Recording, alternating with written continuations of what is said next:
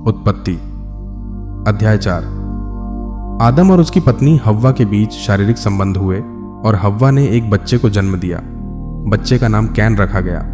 हव्वा ने कहा, यहोवा की मदद से मैंने एक मनुष्य पाया है। इसके बाद हव्वा ने दूसरे बच्चे को जन्म दिया। यह बच्चा कैन का भाई हाबिल था।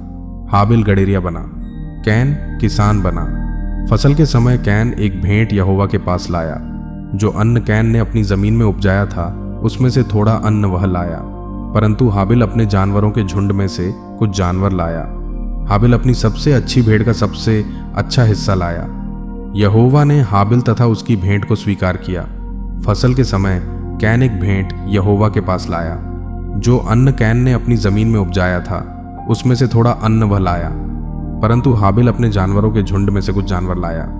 हाबिल अपनी सबसे अच्छी भेड़ का सबसे अच्छा हिस्सा लाया।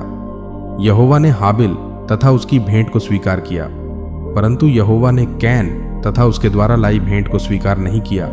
इस कारण कैन क्रोधित हो गया। वह बहुत व्याकुल और निराश हो गया।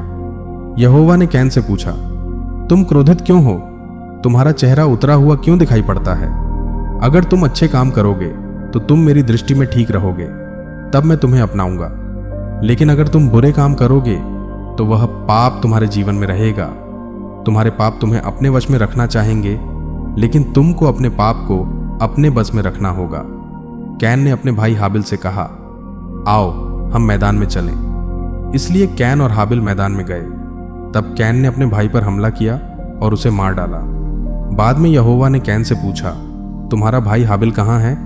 कैन ने जवाब दिया, मैं नहीं जानता। क्या यह मेरा काम है कि मैं अपने भाई की निगरानी और देखभाल करूं? तब यहोवा ने कहा, तुमने यह क्या किया? तुम्हारे भाई का खून जमीन से बोल रहा है कि क्या हो गया है? तुमने अपने भाई की हत्या की है। पृथ्वी तुम्हारे हाथों से उसका खून लेने के लिए खुल गई है। इसलिए अब मैं उस जमीन को बुरा करने वाली चीजों को पैदा करूंगा। बीते समय में तुमने फसलें लगाई और वे अच्छी होगी, लेकिन अब तुम फसल बोओगे और जमीन तुम्हारी फसल अच्छी होने में मदद नहीं करेगी। तुम्हें पृथ्वी पर घर नहीं मिलेगा, तुम जगह जगह भटकोगे। तब कैन ने कहा, यह दंड इतना अधिक है कि मैं सह नहीं सकता। मेरी ओर देख, तूने मुझे जमीन में फसल के काम को छोड़ने के लिए मजबूर कर दिया है और मैं अब तेरे करीब भी नहीं रहूंगा। मेरा कोई घर नहीं होगा और पृथ्वी पर से मैं नष्ट हो जाऊंगा, और यदि कोई मनुष्य मुझे पाएगा तो मार डालेगा। तब यहोवा ने कैन से कहा, मैं यह नहीं होने दूंगा। यदि कोई तुमको मारेगा तो मैं उस आदमी को बहुत कठोर दंड दूंगा। तब यहोवा ने कैन पर एक चिन्ह बनाया। यह चिन्ह वह बताता था कि कैन को कोई न मारे।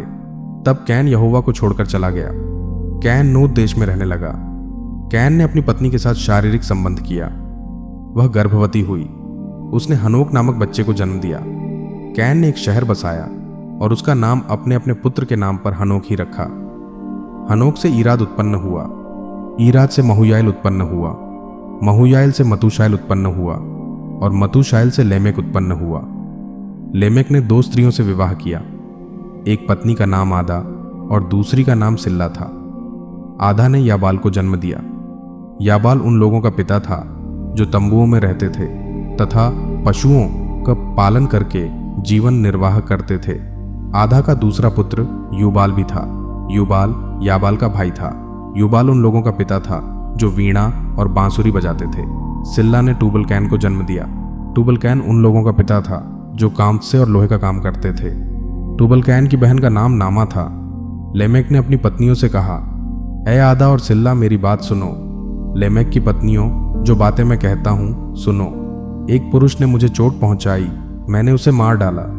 एक जवान ने मुझे चोट दी, इसीलिए मैंने उसे मार डाला। कैन की हत्या का दंड बहुत भारी था, इसीलिए मेरी हत्या का दंड भी उससे बहुत बहुत भारी होगा। आदम ने हव्वा के साथ फिर शारीरिक संबंध किया और हव्वा ने एक और बच्चे को जन्म दिया। उन्होंने इस बच्चे का नाम शेत रखा। हव्वा ने कहा, यहोवा ने मुझे दूसरा पुत्र दिया है। कैन ने हाबिल को मार डाला, किंतु अब शेत मेरे पास है। शेत का भी एक पुत्र था, इसका नाम एनोश था। उस समय लोग यहोवा पर विश्वास करने लगे।